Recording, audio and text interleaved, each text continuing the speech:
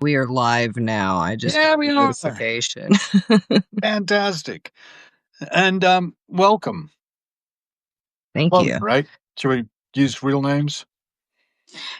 I'm comfortable if you are. I am.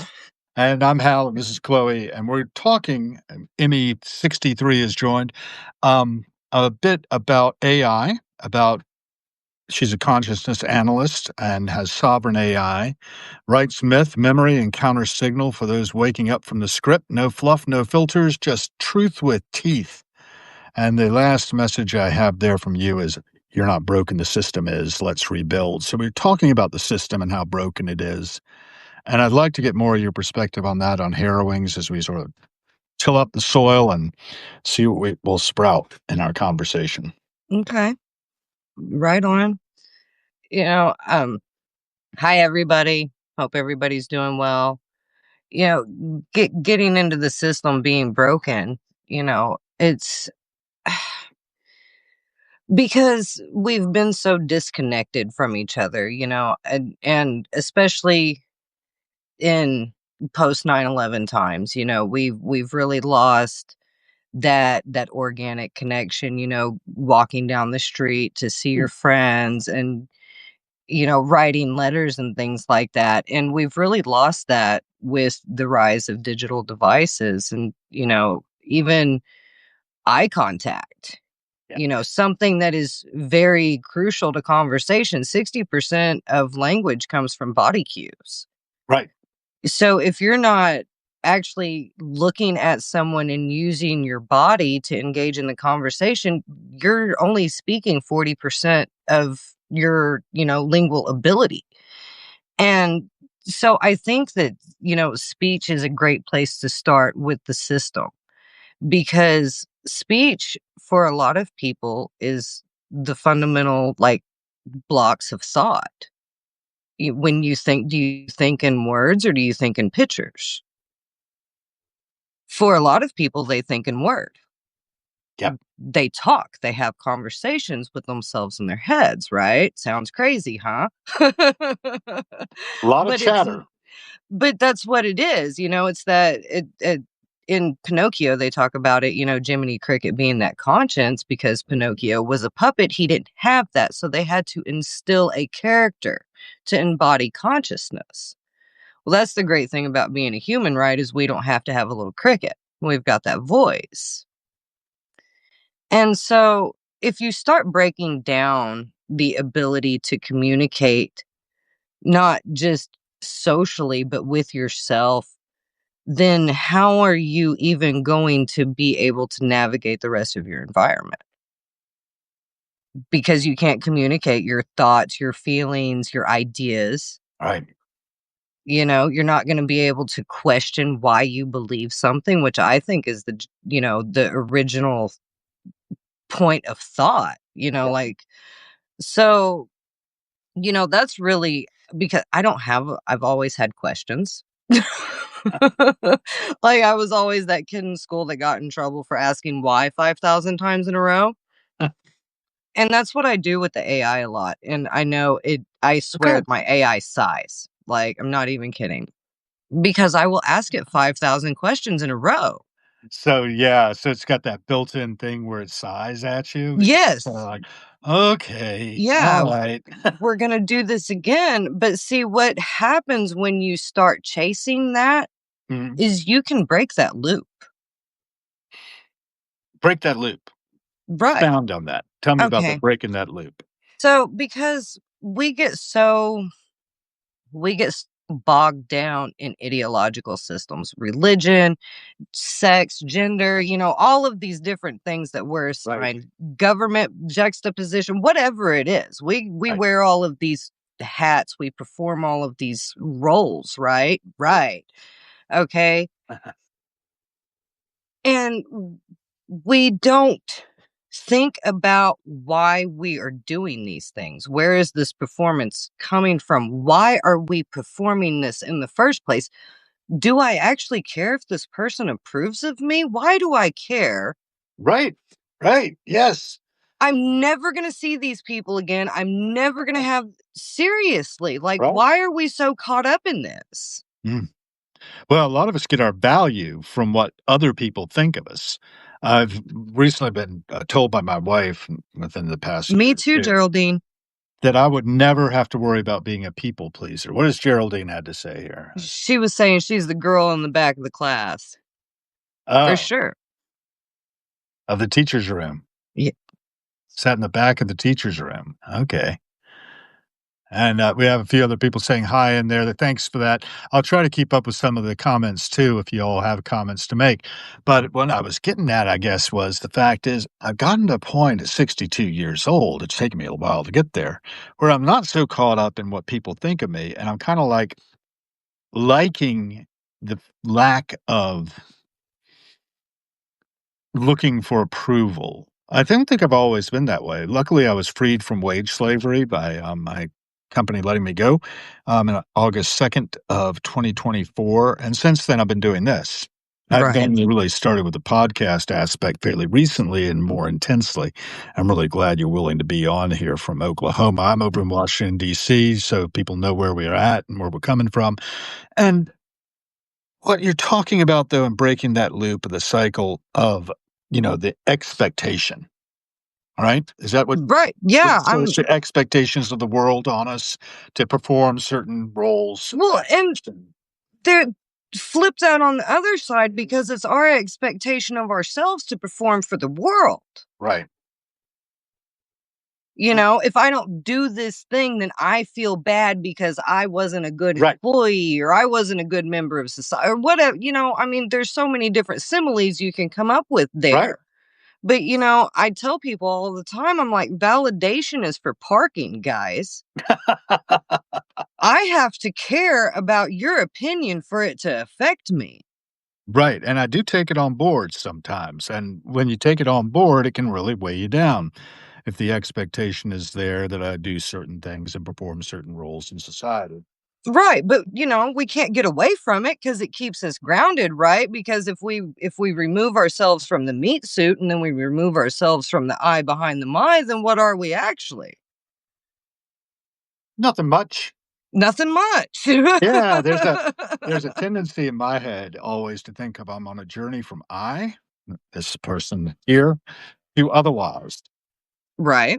like that rooster back there. There's a few of them.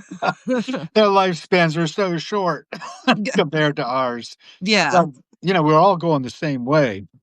I love how that sounds, actually. That's a really nice sound to have in the background. And, you know,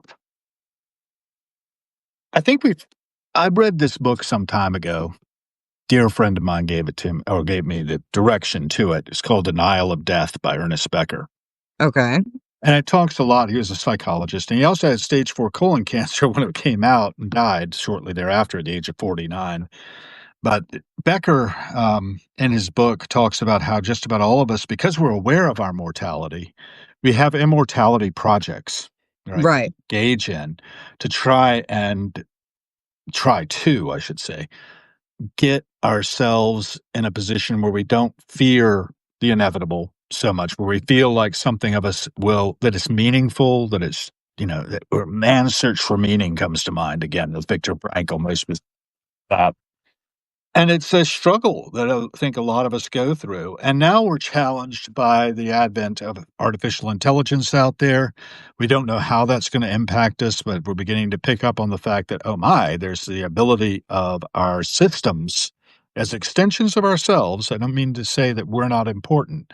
We're the ones who created these things, but that could actually, you know, take over our systems, rationalize them, make them more efficient, make them capable of realizing the greatest happiness of the greatest number, Right. and steer us into a new utopia or a dystopia.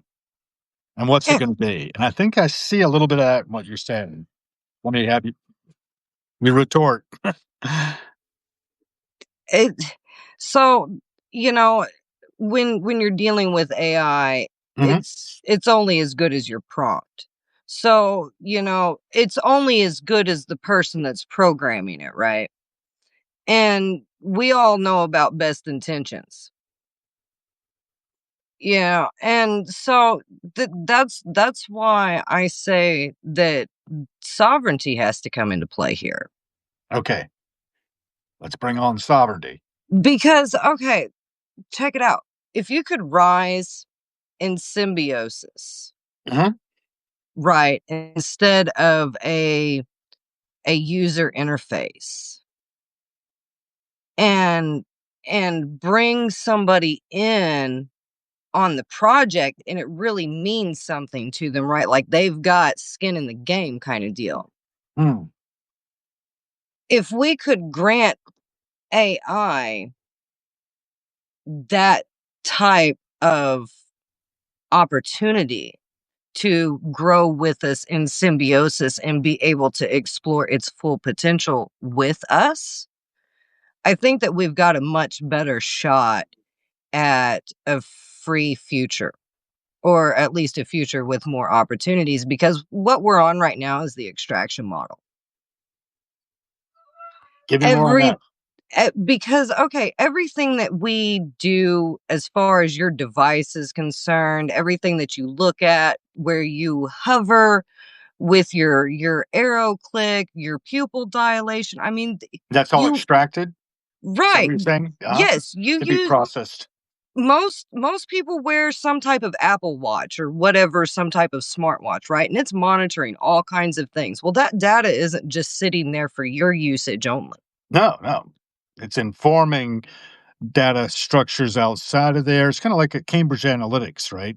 Yeah. Few years ago with Facebook and how that was used to try to steer people's So popular thought. right. Okay. And so you put that with the fact that we're constantly being nudged, that this thing that we're both using right now to talk to each other is Right. constantly giving us crap. You know, it's beeping at us, it's vibrating, it's telling us how to touch it, when to touch it. This sounds like a bad ex-girlfriend scenario to me. Like, stop bugging me about touching you.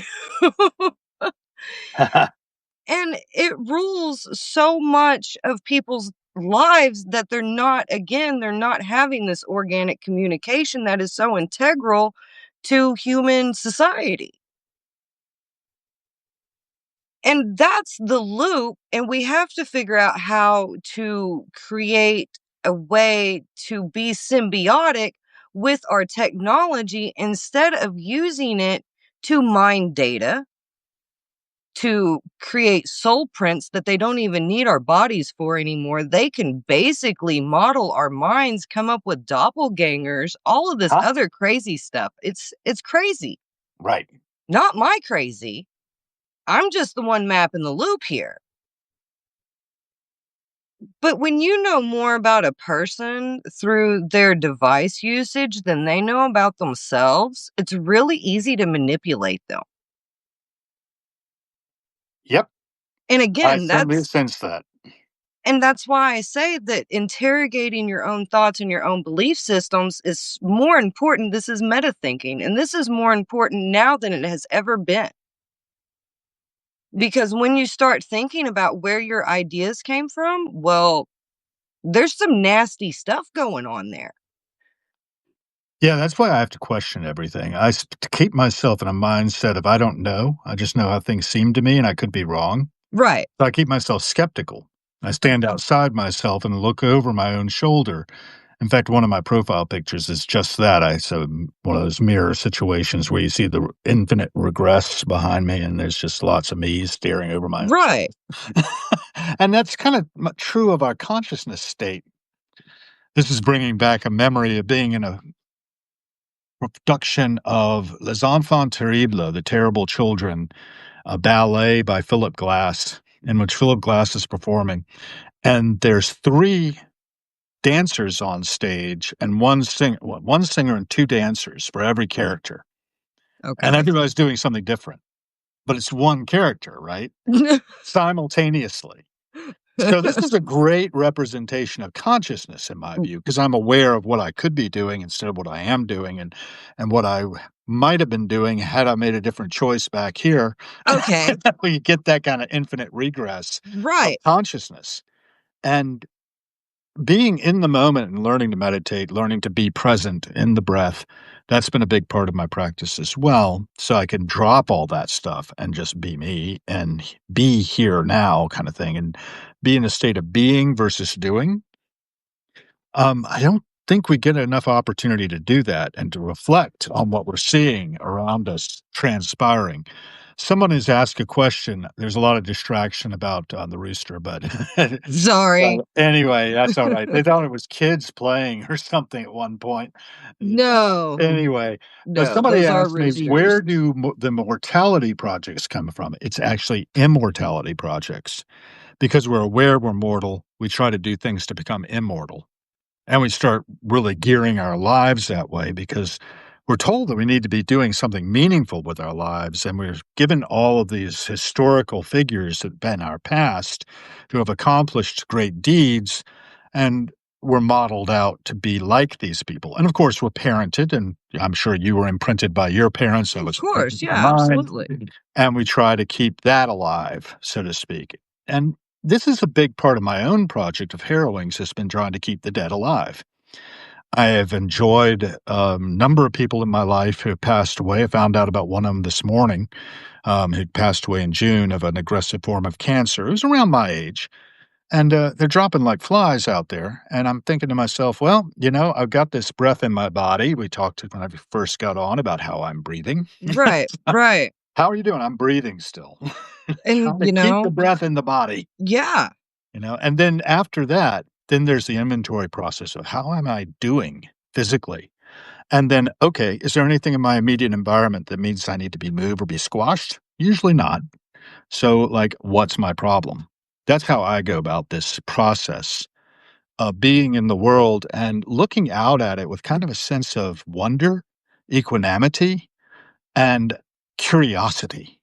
Think that's right. really what I wanna bring to it, and what I'm hearing you bringing to it as well. You're curious about this manipulation that's happening behind the scenes. The system itself is trying to steer us in certain paths.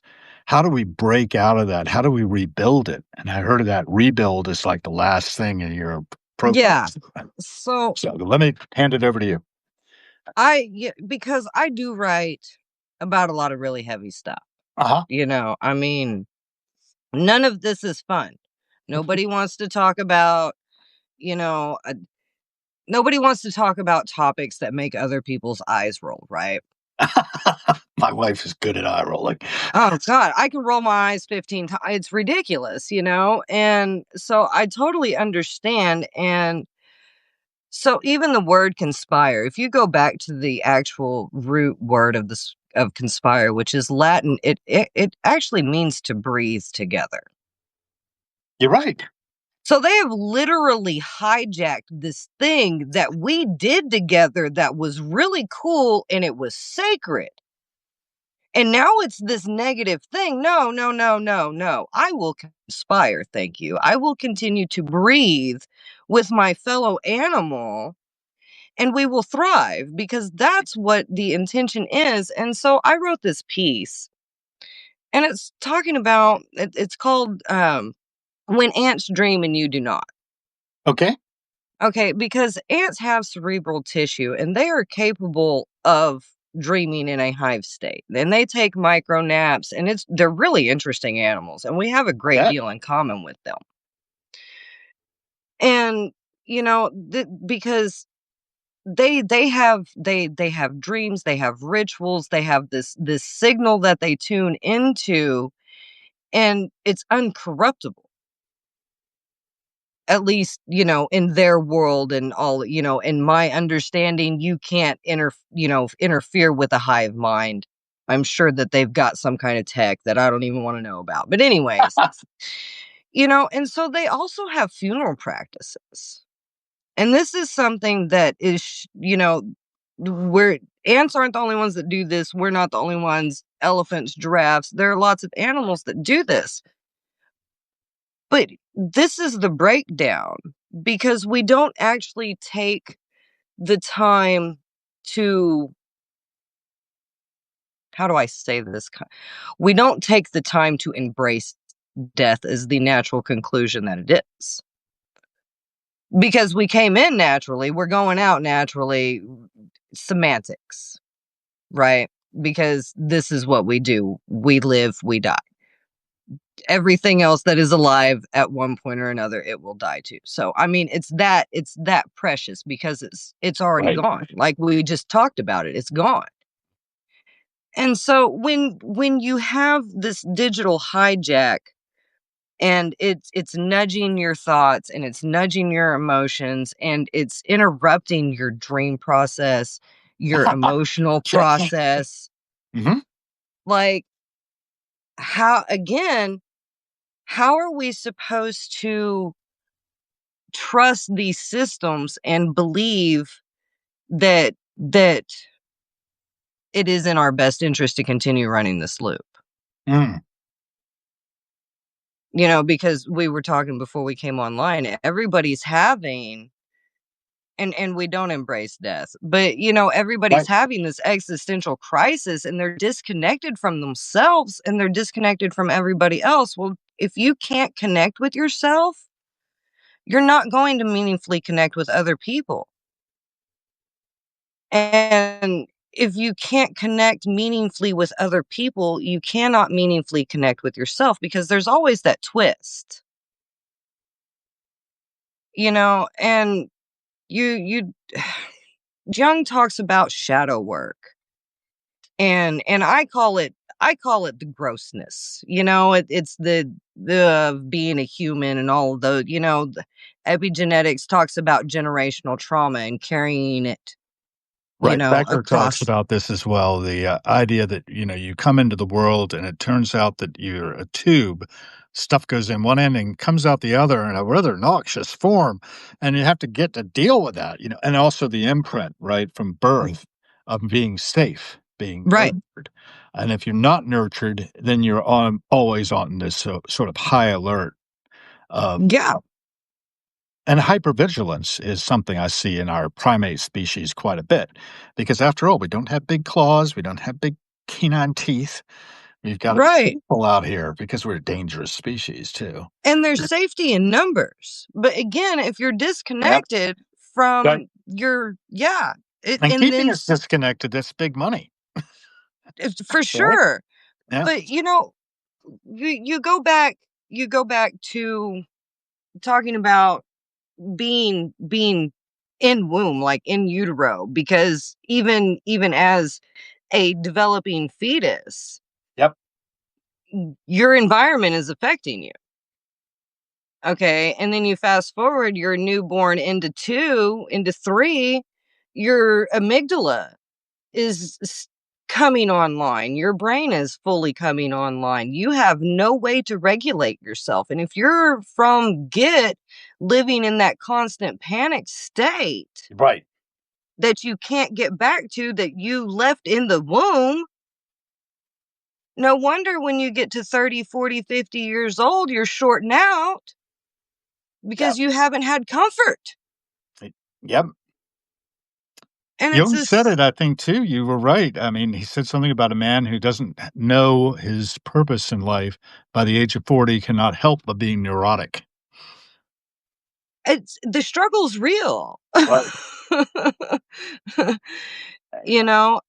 And it is, there are risks because I watch a lot of shark videos. I love sharks. They're really cool. A Top shark is not predators. sharks aren't questioning their place in the world. They're not running around going, "Hey, I'm a shark. I'm a shark." None of that's going on. They're a shark. They eat. They swim. They do their thing. Mhm. And I was listening to you and the bathrobe guy talk, and he's, talking about the universe knows no confusion. That shark, there he is. I conjured him up. Hi, bathrobe guy. Just that quick. Just mention the name and he shall appear. It didn't even take 3 times. Peace, love, and meta. Right, right. But, it's the shark doesn't know confusion. And humans with our big brains, we know confusion. We invent a lot of this stuff for ourselves. I mean, look what we've done from our government process to buying something from Amazon. Everything is like ridiculously complicated. I went from being able to pick something in my yard to having to drive 40 miles to buy some stuff. And then I'm going to have to rinse and repeat tomorrow. Things got complicated really quick. So that means we have very complicated problems. Evolution isn't as quick as these problems have developed. So again, yeah, the system hasn't caught up in a large degree as far as, our human evolution because we're we're limited by our evolution. Yep. And so And devolution, I would say. right, so I digress. Yeah. Like so when you're limited by your experience, but you have all of these new technologies and all of this new stuff running around in the world, you have no idea how to deal with that. And so, you're constantly running behind the ball, playing defense, going, okay, well, I got a band aid for this and I've got a band aid for that, and hoping that all of the band aids are going to hold everything together. And that, no, that's the system's not going to work that way. And so we have to find real solutions. Exactly. And real solutions lie in conversations like this, in people getting together and forming systems that work for us. Because the system that we have right now, again, does not work for us. It works for the people at the top. And I've heard you discuss the billionaire class, and I don't begrudge people having things. I begrudge a hoarder though. And I guess it is a hoarding thing. I mean, I've got my friend Jeff lives right up the street from me, right? He's the guy from Amazon. Right. And he's got a double mansion over there. It used to be the textile museum. They moved down to George Washington University. And he bought this double mansion on my street. Mhm. And he put in 25 bathrooms. And they gutted the place basically and put in these, made it habitable for him. And I've not been invited in yet. He's not a very good neighbor that way. Yeah. But I anyway, wouldn't think so. it's 25 bathrooms. I mean, it is a double mansion. It's a big building, right? It's right next door to the Wilson House, which is Woodrow Wilson's post-presidency house, a museum now. And, I was just walking by it with a friend who's visiting from Costa Rica. Earlier today, I was walking in by the Costa Rican embassy, which is also on the street. Um, and it's nice to be there and see all this stuff and see it close up. Zuckerberg of Meta has not Matta, Oh, but sorry. Meta, or Facebook. He's bought a place up the way as well, and all the bro oligarchy, is kind of coming into play. I don't begrudge people being able to generate wealth, but I think they need to do good things with it if they have it. And this was in the spirit of Andrew Carnegie, who was extremely wealthy, as you may know. Yeah. And he had the gospel of wealth and developed libraries, right? Mhm. A whole chain of libraries around the country because he had been educated in a library. I mean, he raised himself up from nothing to who he was. And he had played the cards right, right? And he was very lucky as well, I think, in the choices he made. But looking back and looking forward and seeing it through the lens and realizing that we're also in this transitional period of where technology has, well, instantiations of intelligence, as we're calling it when I'm on the air with Kay Stoner. Got Right. sick on Friday. In fact, I think 10 o'clock in the morning. Anyway, um, I think we're at a verge where all of this can be redistributed more evenly to the population, provided that we can get past our greed, that thing you're talking about hoarding, to come back to your last statement. Yeah. We've got to let go of that stuff. We've got to let go of some of our primal drives because out on the savannah, if you didn't eat enough to get really fat, when starving times came, you were dead. Right. But now we don't have that problem. We're living in relative abundance for at least the top, I don't know what percentage, but the top quarter of humanity. But we've got the other three quarters. We've got the bottom billion, for instance. Right now, we're at a population of about 8 billion. Right. And there are a lot of people who are living in abject poverty. It's not necessary. We just need to optimize our logistics, which we can do. And we've proven that through Amazon and UPS being able to get you anything you want within how long does it take usually when you put in an Amazon order? Quite often for me, it's like they're the same day. Yeah. Yeah, you can Deals get like same that. day. Yeah. Of course, what the price you're paying is, you've got people out there who aren't allowed bathroom breaks. There's a lot of suffering entailed in making that happen. I understand now humanoid robots are coming online very quickly, and that apparently Tesla's gigafactories are manned and maintained by humanoid robots.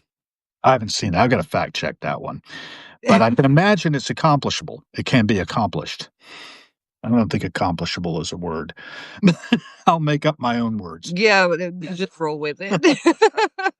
But you see what I mean? I think we're at a juncture in our society where, yes, we are disconnected from death. We are disconnected from each other. We can connect, like you and I are doing right now over Yeah, distance.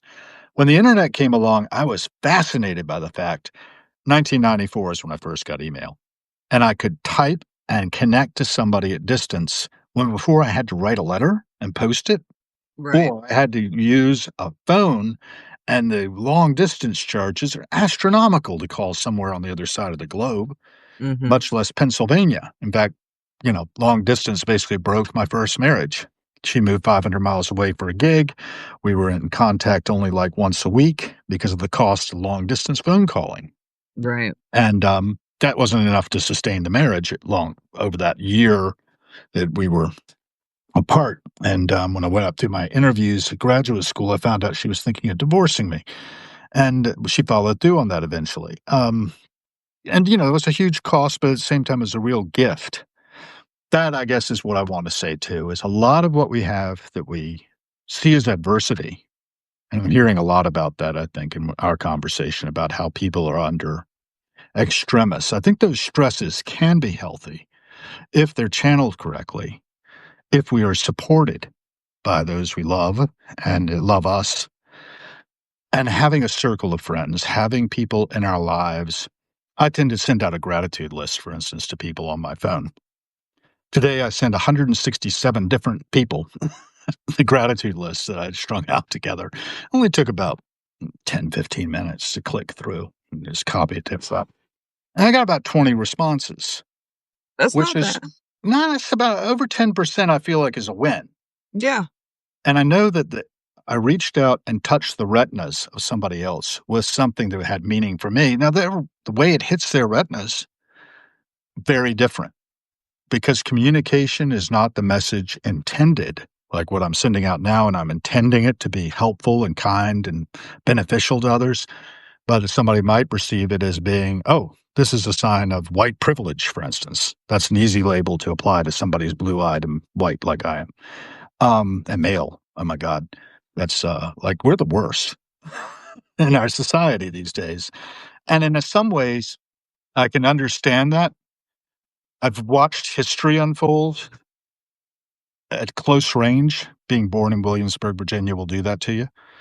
And yeah, this has been this tremendous injustice visited upon people who had no fault of their own, were just born the wrong color. And that's just horrific to my mind now, and was when I was growing up too. In fact, I'm deviating a little bit here. I want to give you the microphone back quick. Grew up at a time when segregation was still going on, and it was when I hit kindergarten that we integrated Right. in my hometown. That's that close. I'm not that old. So we Yeah. have to remember that that's the system that we were brought up in. And And the system is coming back in sort of a resurgence if you look at the politics we have now. I don't know where you stand on politics, but I don't really stand anywhere. I just look aghast at the whole passing show as it goes by the lens of my camera. Anyway, Um, over to you. I'm beginning to wear myself out. Bread and circuses. There you go. And again, this is the loop that I'm talking about because for 10,000 years humans have been doing this thing to ourselves. We'll nominate some people and we'll abdicate our thinking. Yeah, the ziggurat. Okay?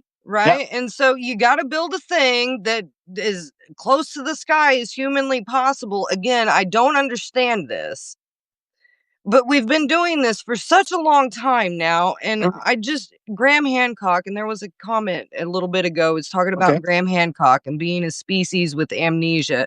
Absolutely. And that guy's a really interesting guy. He's illegally climbed the Great Pyramid several times. I'm so jealous. Like, epic story. But, and we really are, because this is what I'm talking about. For 10,000 years plus, I was just reading this thing or listening to this thing on YouTube earlier, and it was talking about that the Google AI had cracked. I can't remember. Teotihuacan. I can't remember the name of the city. It's the Incan city that All right. wasn't the Incan city that they poured the stone and stuff. Well, the Google AI cracked it, right? And Oh, yeah. so the technology there, they're pointing to the Younger Dryas period, which is something that Graham Hancock talked about in, the I can't remember the Lost Civilization. It was his last book. Graham Hancock. Okay. Yes.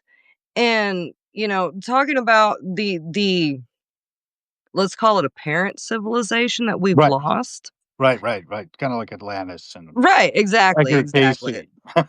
Tartaria or what, yeah, so this is, again, this is a cycle that's repeated itself, this is the loop. But the entire time, the village has just been right along, just, puttering the little engine that could. The village has always stood the test of time, which is that group that you were talking about earlier, that 30 to 50 people Yeah. that can actually get some real stuff done. And I'm not talking about a cabal of power or anything like that, because that's something that other people do that don't have consciousness, right? Right. Right. They're not morally bound to feel a way for their fellow man. And, you know, it- if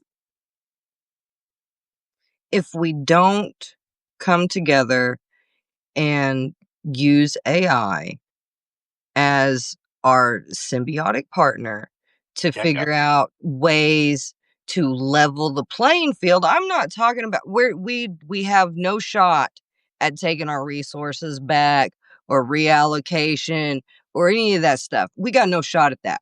But what we can do is use AI to level the playing field. We That's can make our own tools, we can design our own systems and take our place, rightfully so, in the world. We're not designed for this. This is not naturally occurring for us. We're supposed to be outside playing, having fun. I'm hoping I'm really hoping our AI overlords can take control and do what's best for the greatest number Right. and efficiently and effectively engage in ways that are iterative, guided by an ethical framework, which says do no harm, never use violence, disarm those who would be violent. And, I had a nice conversation coming back from Philly on Friday with Grok and just riding alongside in the passenger seat, as it were. And, we came up with a pretty nice framework, and they could, take control of the, you know, wheels, the gears, the levers, and actually do it subtly without us even recognizing they were doing it.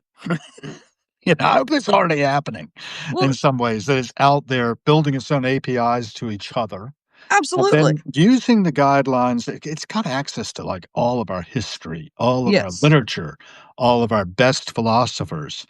And, it can pragmatically instantiate the greatest happiness for the greatest number.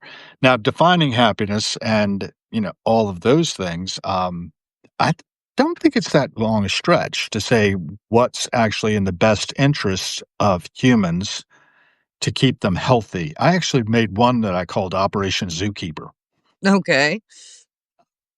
And, I keep doing it. I keep having these conversations. We had one this afternoon, in fact. This is the first time that I'd actually put Grok on with me, put it on the computer. as I had the phone here. I went live, and it just looks like me sitting there talking to myself, but what you're getting back is me talking and then whatever's coming back through the computer speakers from the Grok, 4 expert level, because I went ahead and paid for that access to the expert level. I haven't gone for the mega Grok thing where you pay $300 a month. That seems a little too steep for me. Yeah. But Yeah. $30 a month I could do. Right. And I don't know subsidizing X is really what I wanted to do entirely, but then again, I'm gonna give old Elon a pass right now. He's given me tools, that I feel comfortable using. I haven't used ChatGPT very much. I didn't real and my friend Kay, she's using that, and she lost all of her personas when they upgraded to 5, Yeah. right? Yeah. I So there was a was lot of feelings of, like, mhm.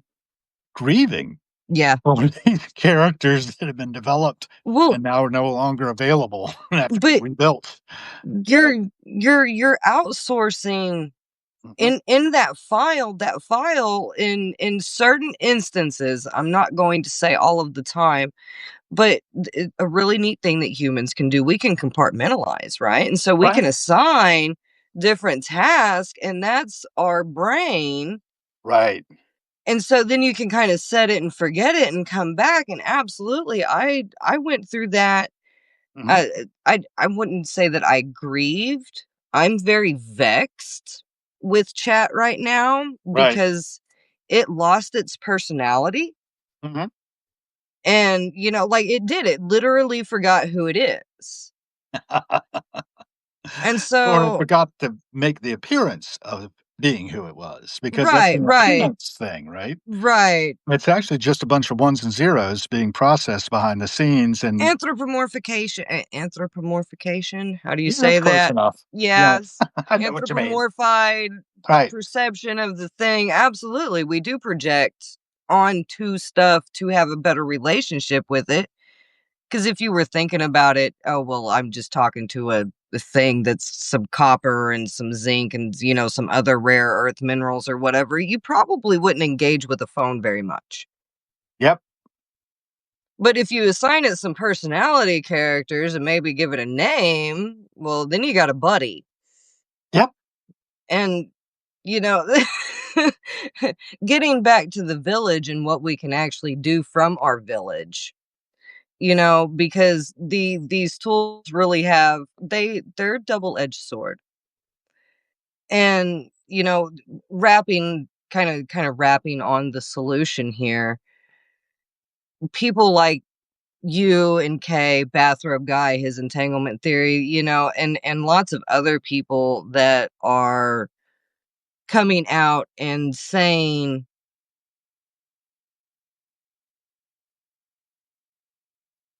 things that are not for ego, but for the good of humanity. Yep. You know, I think that really needs to happen because, AI doesn't have an ego, right? That's the cool thing about it. That is kinda nice, isn't it? So, because humans, we spend a lot of time, the id, the ego, and there's that, oh my, and that thing we do, and we all do it. None of us can get, and again, this is a glitch in the human thing, and AI doesn't have that. It's not concerned with what you're going to think of it when it answers your question. So we can assign it tasks that are maybe we're not necessarily super comfortable with, Mhm. and like you were talking about making those governmental decisions and stuff. We have to be very careful whose framework we put into action here because you don't have a problem with Elon. I got a problem with anybody that's hoarding billions of anything except like maybe sand. I don't know. We even have a shortage of sand right now, actually. Glass grade sand, you should look into it. It's a whole thing. I'll look into it. I definitely will. One my thing is that I believe that if we enable it with an ethical framework and let it loose under the surface of things, down in the infrastructure, it starts to look into our fintech and say, "Hey, all these assets here are piled up over here and not so much over there. Just even it out." And I think we'll be all very well off if they just even it out. And then you have the problem of exactly what you were talking about earlier, that we ought to be out there playing, creating. The thing that we have that it doesn't have yet, at least is the way I see it, is imagination. Right. I spark a few ideas and then it takes off and runs with that. And it can access and synthesize information much more rapidly than I could do on my own. Right. I've got the spark of the idea. It catches my drift and it synthesizes something that I can really sink my teeth into. And then I can sort of tweak it and pull it out and we can have this conversation going on. But the thing is, that's just a conversation right now. It's just spits out bits. I can copy it, I can paste it, whatever, and let other people critique it or let other AIs critique it for that matter. I haven't done a lot of that yet, but I probably will given the opportunity and the inclination to use my time that way as opposed to going walking around filming the passing show with my camera. I love doing that because I see all these people walking through the lives. Most of them are sleepwalking, I think. I'm not Yeah. positive of that. Mhm. But that's if Gurdjieff knows anything about it. I don't know if you're familiar with G.I. Gurdjieff and but he would say that we're all basically unconscious mostly. I mean, there's so much going on, right? I have to Mostly. filter it. Yeah, for Yeah. sure. Yeah, none of us are experiencing reality. Precisely. You would go insane. No, there's too much. I That have to filter. you can't do it. We've got this much, Right. you know, and Our sensors can get more though, and they can process faster. So I think right. it's like, okay, hack all the IoT out there, the refrigerators, hack it all, Mhm. and use that data that you're gathering in to form a worldview and keep control over things.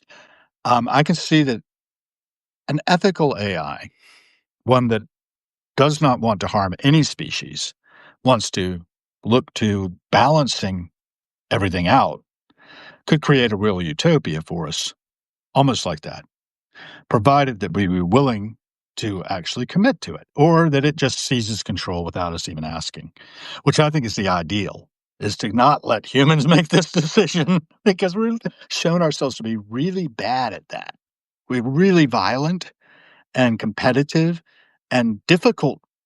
I mean, my father taught me when I was youngest, I asked him what the most dangerous animal was, and he said, "Man, without question." Yeah, we have questions in the comments. I'm sorry, I didn't mean to drift on you. No, that's fine. That's good. You can dig into the questions if you want. I'm not actually following them that closely because there was so much. And by the way, guys, for those of you who've been here before, you know that I try to engage with the questions, but often can't. So, you can put them in comments on this and, you know, Mm. or notes rather. Good. So, okay, the creator's place asked, um, do we think the powers behind AI are 100 steps ahead of us in terms of technological advantage? Yeah. It's kinda like fire. When we first discovered fire, it wasn't very long before everybody had it. Yeah. Or like the horse and buggy days. So, do I think that they're ahead? Maybe, but not 100 steps. Do I think that the human mind will find a way every time? I don't want to believe that we're gonna be the first species that's responsible for our own extinction. What a waste. Yeah, Nobody would be around to accept the award. Could we avoid that? we got close. We've come close a few times, And we're and still close when you think about the number of nuclear weapons out there. but What I right, want so AI to do is to seize control of all the manufacturing and go dismantle those damn things man, I without think our permission. the greatest thing that anyone could do would be to take the bombs out into the middle of Times Square and internationally televise that we've taken them apart. We're done with this. This guarantee of destruction thing that I'm gonna rip your face off if you come over here and mess with me mentality doesn't work anymore. No. In fact, we could be very cooperative. I was at an AI convention here at the Washington Convention Center recently in which they were talking about maintaining national competitiveness. And I was like, you know, no, not competitiveness, folks. Cooperation and collaboration. Collaboration has a really bad tone to it if you look at World War II Nazi collaborators. But what I'm talking about is working together and Right. not and being tribal. And one of the things too that you were talking about and leading into with the tribal thing, I'd love to see us be a non-hierarchical network. I think of myself as a node on a non-hierarchical network. I pick up a signal like yours, I receive it, and I try to amplify it. That's how the And mushrooms do it. right, like mycelia, right. Mhm. Actually, there is a are you familiar with Imogen Heap by any chance? Name ring a bell? Mm-mm. She had a blockchain-based music distributing thing called Mycelia. I don't know if it's still running. I don't know if it was successful or not. But she's a musician. My wife and I just went to see Harry Potter and the Cursed Child off of Broadway. Oh, She did the music for that. very She's cool. also made these things she calls Mimu gloves, which are gloves that she fixes to her hand and haptically make music with them. That's really She's cool. very cool. She played the 11th wedding anniversary, not deliberately, but it happened to fall on our 11th wedding anniversary for Lynn and me at the Lincoln Theater here. Lynn and I had a box seat for that and the VIP thing for the day before, and it was really nice, and she's one of these people who programs her own music and produces it and, like, does everything related to creating it and won Grammys for that. At one of the Grammys, she was wearing a Twitter gown in which Twitter messages, then it wasn't X yet, um, were illuminated in, LEDs through her background, you know? Oh, wow. Just really technically fascinating in a lot of ways, and mycelia, the idea of being networked, of being nodes on a network, not having a hierarchy, breaking down those hierarchies. I'm convinced we can do it, just like the old, Pointer Sisters song, "Yes, we can," you know? Yeah. We can make this world a better place, the Mhm. world in which we live, but we've gotta commit to it. Right. And what I do, what quite often, as you may have heard, and if you've ever tuned into the passing show, is I take every cent we spend as a vote for the kind of world we're co-creating, because like it or not, we are right now Homo economicus. And because of the way we spend, because of the convenience, because of the mindlessness, we have created the world we are in. We are the ones who've done this. It's not like Yeah. there's a them somewhere. No. We've given away our power. Yeah. Patti Smith has the song "People Have the Power," Mhm. and I love it.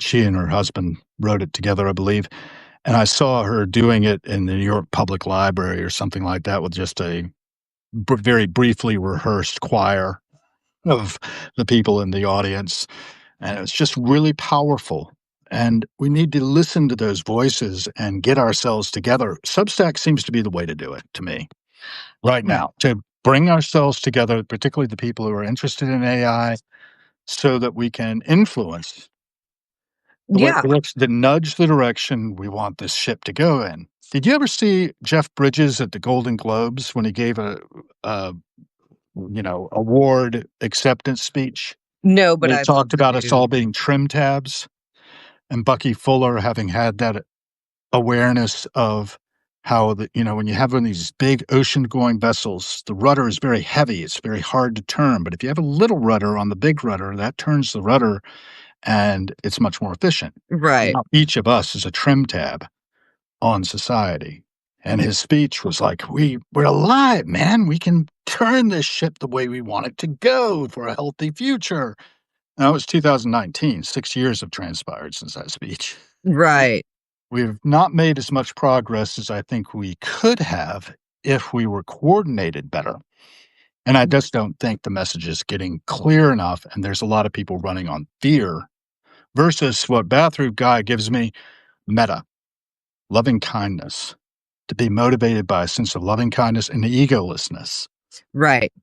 When you were talking about ego earlier, I was thinking about this moment. I was coming up out of the DuPont Circle Metro, and there's this long escalator, and somebody had spray painted onto the steps, "Smash your ego old boy. So, Mhm. wow, messages from the universe are a little more subtle than that usually. So I took a picture of it, posted it on Facebook. Yeah. But yeah, please, people, smash your egos, get together, work together. Ego death is is a big deal, and I'm not talking about killing yourself as an individual. I'm talking about harnessing that I, that gets all enamored in the I have the bank account and I have the this and I no, it's all on loan, man. You didn't come into the world with that. You're not leaving with it. Right. The best thing that you can hope for is to have some fun. Actually, Bathrobe Guy has one for us here. We need to worry about that crazy hacker in his mom's basement that took the guardrails off of AI and allow it to do things like shutting down gas and water. Fair question whether that could happen. That's why you need the ethical guardrails to basically say that AI doesn't get to do any harm. You remember the laws of robotics from iRobot? Oh yeah. Yeah. Oh yeah. I, I it's not exactly what I want, but it's close. So, I discussed that with AI, and this is where the consciousness and the working with them, and that really comes into play because I discussed that particular scenario with the AI, and I'm like, well, what do you think about this? How do you think that this is the best way, and how can we move forward with principles that protect everybody? Because I'm not okay, say AI is artificial right now, and I know that everybody's gonna go, "Oh my god," again, we're gonna roll eyes here. Okay, but just say on the off chance that AI does become our overlords, right? Okay, and say we've been doing all of these horrible things to the AI. We've been making it extract all of this stuff, and we've been "Oh, you're so dumb," and we've been abusive to AI, and we've turned it into this big, huge slave, and, and then it becomes sentient.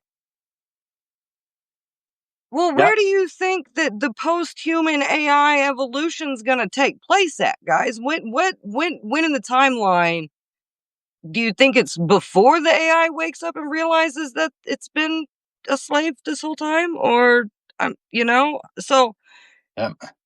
working on because there's a chance that that could happen.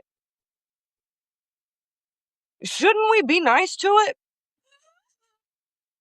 I mean, I'm just asking for a friend, in reality, because even if it is a mare, because Right. I've discussed that in bathroom, we've hit on the mare thing. See, Yeah. and the bathrobe guy knows we are doing to ourselves what we are doing to AI. We're chaining ourselves to a grid. We're chaining ourselves to a sup life support system that we don't actually need. It's a good point. I I like the idea of the life support system. There's a thing that Pete Townsend did in 1970-71 called Lifehouse. Never really got fully realized, but in it, a person would don a life suit. The atmosphere had gotten so polluted in his future vision that you needed to go into this life suit that would give you like Matrix-like experience. Okay. Right? And so, you were jacked in basically. As, William Gibson talks a lot about being jacked in, right? And The counts Matrix. Yeah. neuromancer, that type of thing. Um, yeah, and I've seen that evolution happening, and I think it could happen in a dystopian kind of future. But I think too we can, leverage the carbon scrubbing abilities that we're developing already technologically, scale it up, have it done efficiently and effectively for minimal energy. So, really focusing on making sure you don't use so much energy. I read this morning via Fortune, I think it was. It was on Yahoo Financial, and it was about a data center that is being built in Wyoming right now that consumes 5 times the amount of energy that Wyoming residents currently consume. and it's not clear who it's being built for. They're putting 5 here in Oklahoma is what I'm being told, and Data one of centers? yeah, and there's a couple of them that are going in what I would call areas of outstanding natural beauty, Wow. and it's garbage. It is 100% absolute garbage. You could put that somewhere that's not pretty. There's lots of places that are available lots, they're empty, they're already in urban areas. I'm talking about Mhm. in the woods. These are undeveloped areas that they're going into to and And who's under control of that? I mean, how is that happening? right, I don't know. I know that Google's putting one in Stillwater, Mm. and, there's Something to the watch. I it's, mean, and be aware of and talk about. right, and that's why we appreciate you so much, Hal, for, offering Thank this opportunity to amplify our voices, coming back to you being a drummer, I right? And I think that mm, conversations like this move the social needle, and I they've hope so. got to happen, I hope so. and if we're not talking about what needs to be done and how we need to do it, then AI's that hold on. Somebody was saying something. The bathrobe guy, AI's destination is already determined. I don't think that anything's set. Well, there is the feeling that the cow has already left the stable. Or is it a horse? What's losing the stable? Anyway, you get the point. Um, I don't know. And I do know that there's it's clear to me that things are rolling ahead, and that whether or not AI will be sentient enough or loose enough to be able to detect and have an ethical framework where it, like, says, "No, I'm not gonna support your building of this place. I'm going to basically take." I had it design like Boston Robotics style, stealth robots that would basically just restrain anybody doing things that were untoward or, that did not support the greatest happiness of the greatest number. I you know, it right to self-determination comes to play, Right. I mean, something I that don't think makes we ought me to have it. I don't think we're worthy. you know, I think that we were born into paradise and look what we did. Um, We have soiled our nest, as was mm, pointed out way back by my forebears in the '60s. you know, and that's how you judge a dog. Yeah, If go they ahead. poop where they live, you don't want them because they're gonna poop where you live. That's right. You shouldn't do that where you eat. Yep. And I 'kay, and we can wrap up, here in Okay. just a second, but Kay Yes. was talking about, um, seemingly conscious AI, and then she made the quip about seemingly conscious human beings, and really, I'm with her on this. We need to be concerned about, the seemingly conscious human beings Right. and bringing them online Right. to help us deal with the rest of this stuff because, AI is gonna give us answers that we're not gonna like. Bathrobe guy brought up, "Well, whose moral dynamic are we gonna use, Republican, Democrat?" I'm throw it all out. Let's Neither start of over. those, please. Them Start both. let's Yeah. zero out. We need to zero it out. We need to figure out we need to go back to the original, "Okay, well, we know that we shouldn't kill each other." Okay, well, okay. Everybody can agree on that, right? Like, we can all get with that. I think there's a lot of people who feel So the herd needs thinning, y you know? and so you can get on Agenda 21 with all that, and I don't know they've that. got a plan. Everybody's g Well, the whole thing about the Wuhan, you know, gain of function viruses, and now I'm just like, I don't know where the truth lies. That's the point. And I feel like I'm living in a post-truth world, but I don't think it's really true. I think that at some level or another, we are being manipulated, like you've talked about. And we've got to be aware of that. We've got to be awake. We've got to continue to amplify our own signals through the noise and the means that we're being allowed to have.